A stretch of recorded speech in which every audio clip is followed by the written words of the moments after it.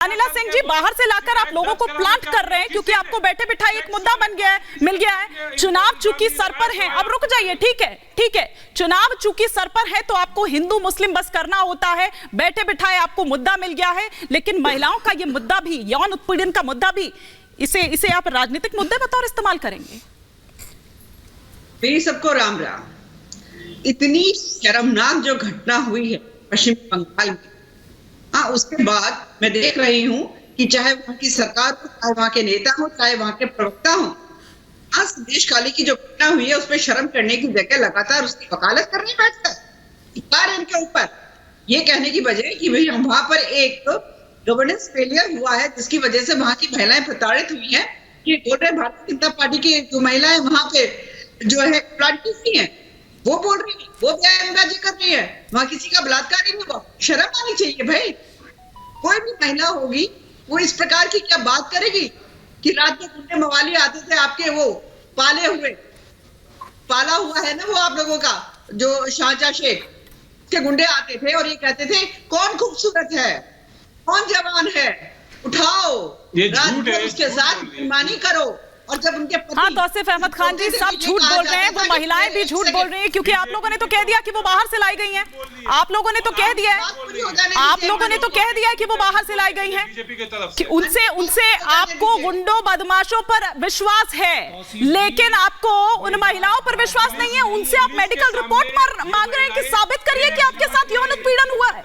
महिलाओं की अस्मिता का मामला है, अभी तक दर्ज नहीं किया गया है यौन उत्पीड़न को लेकर के, सेक्सुअल एट्रोसिटीज को लेकर। दूसरे कंप्लेंट्स हैं, पुलिस ने अरेस्ट भी किए हैं, पुलिस की टीम वहां पे मौजूद, घर पुलिस जा रही है, हर एक दरवाजे पे पुलिस की टीम गई है, वुमेन कमीशन की टीम गई है।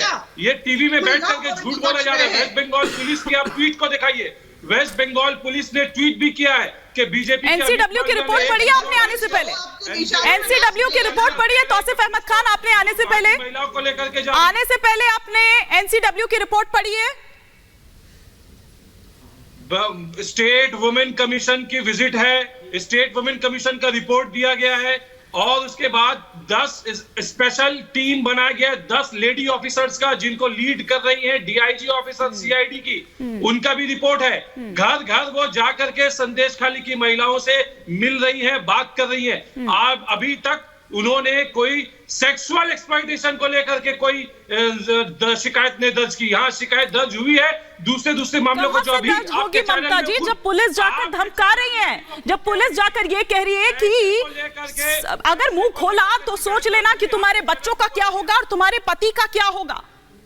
जी आपके चैनल में अब एक सेकंड तौसीफ जी, ममता जी से धन्यवाद हिमानी जी। बड़ा ही दुर्भाग्य है कि महान विभूतियों की पावन भूमि वेस्ट बंगाल, जिसकी मुख्यमंत्री एक महिला है और अनफॉर्चुनेटली उनका नाम भी मेरे नाम जैसा है ममता, पर वो निर्मोही हो गई है। निर्ममता उनके अंदर कूट कूट के भरी है, महिलाओं के प्रति साफ तौर पर दिख रहा है। मां माटी और मानुष की बात करने वाली ये महिला आज अपने गुंडे शाहजहां शेख, जिनको ये अपना नेता बोलती हैं, उनसे दुराचार व्याभिचार करवा रही है। यह व्यक्ति जाता है महिलाओं के घरों के बाहर खड़ा हो जाता है संदेश खाली में और उसके बाद उनको बाहर बुलाता है, चूज करता है। कमोडिटी है क्या? चूज करता है कौन सुंदर है कौन नहीं है, कौन नाबालिग है कैसी है, और उसके बाद उनको अपने दफ्तर में लेकर जाकर तब तक भोगता है जब तक उसका मन नहीं भर जाता, जब तक बाकी इन नेता, सो कॉल्ड नेता गुंडों का, इन दुराचारियों का मन नहीं भर जाता। और उसके बाद दुख की बात यह है कि यहां पर इस प्रकार की बात की जा रही है, पुलिस उनकी मदद करती है। ये वहां की महिलाएं कह रही है मेरे भाई आज आप महिलाओं की बात कर लो, आप भी एक नारी की कोख से जन्मे हो। नहीं, शांत हो जाइए, नारियों की बात है, आप एक नारी की कोख से जन्मे हो।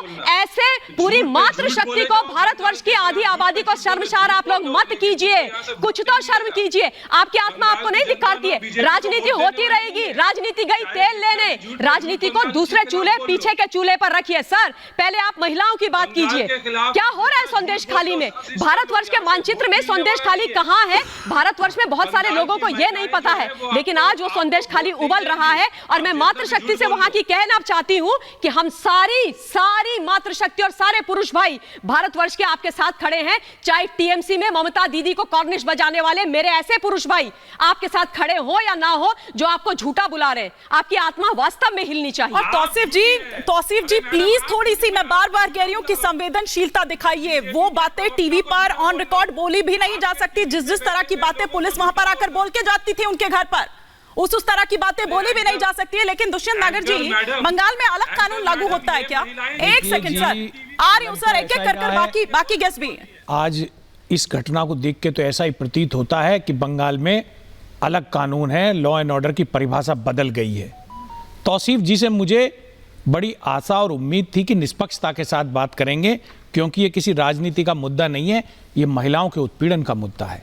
लेकिन तौसीफ जी बात को घुमा गए। देखिए, जब तक समाज खड़ा नहीं होगा महिलाओं के सशक्तिकरण और उनके साथ में, तब तक कैसे उन्हें न्याय मिलेगा? अगर हम महिलाओं के मुद्दे पर राजनीतिक विचारधारा में बटे रहेंगे तो ये इनको न्याय मिलने की उम्मीद नहीं है। और अभी भी मैं तो अपने भारतीय जनता पार्टी के साथियों से अनुरोध करता हूं कि गृह मंत्री से बात करें, सीबीआई इंक्वायरी होनी चाहिए और दोषियों को ऐसी सजा मिलनी चाहिए कि पूरे भारतवर्ष में ये एक उदाहरण साबित हो। कोई दोबारा ऐसा व्यक्ति शाहजहां शेख जैसा पैदा ना हो पाए कि जो जब चाहे, जिस घर में चाहे, जिस महिला को चाहे उठवा ले।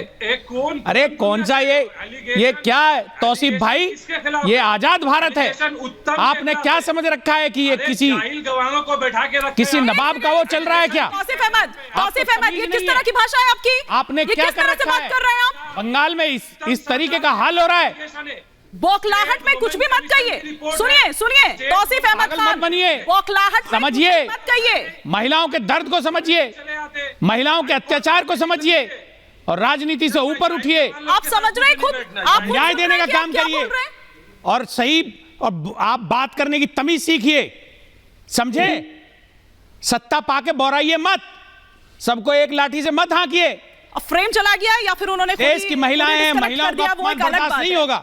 लेकिन समीर जी, ये वही ममता बनर्जी हैं जो उत्तर प्रदेश में हाथरस में अगर कुछ होता है तो वहां पर अपनी जो फैक्ट फाइंडिंग टीम है वो भेज देती है, लेकिन यहां पर जब अगर कोई टीम आती है तो उसे रोक दिया जाता है।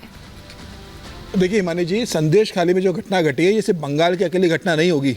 शाहजहां शेख जैसे लोग ममता बनर्जी की सत्ता के नशे में पलते हैं। ममता बनर्जी उन्हें तैयार करती है और सत्ता के लिए उनका इस्तेमाल करती है और उन्हें पूरी खुली छूट देती है कि वो जो चाहे, जिससे अत्याचार चाहे, जिसके ऊपर करे, जमीनों पे कब्जा करे, महिलाओं का शोषण करे, उनके पतियों की हत्या करे, उसको पूरी छूट है, क्योंकि वो उनके लिए राजनीति की जमीन तैयार करते हैं। और मैं तो ये कहना चाहता हूँ कि अगर ये सिर्फ संदेश खाली की घटना नहीं है, अगर सीबीआई जांच होगी, अगर ईमानदारी से जांच होगी तो बंगाल के अंदर कम से कम ऐसे 10 संदेश खाली निकलेंगे और टीएमसी के पाले हुए कम से कम ऐसे 1000 शाहजहां शेख निकलेंगे जो इस तरीके से गतिविधियों में लिप्त होंगे। मैं ममता बनर्जी से कहना चाहता हूं कि अभी तक आपने शाहजहां शेख को पकड़ा क्यों नहीं है?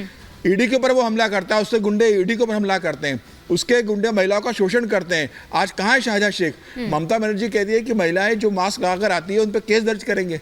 शर्म नहीं आती? मां माटी से मेडिकल रिपोर्ट मांगी जा रही है कि आप साबित करिए कि ऐसा हुआ है आपके साथ।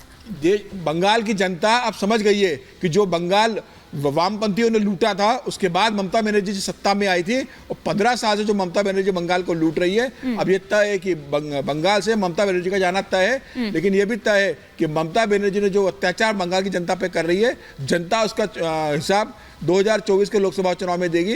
वो तो ममता बनर्जी से कहता हूं कि अगर वो ईमानदार है, उन्हें लगता है कि राजनीति से प्रेरित वो सीबीआई की जांच दे दे।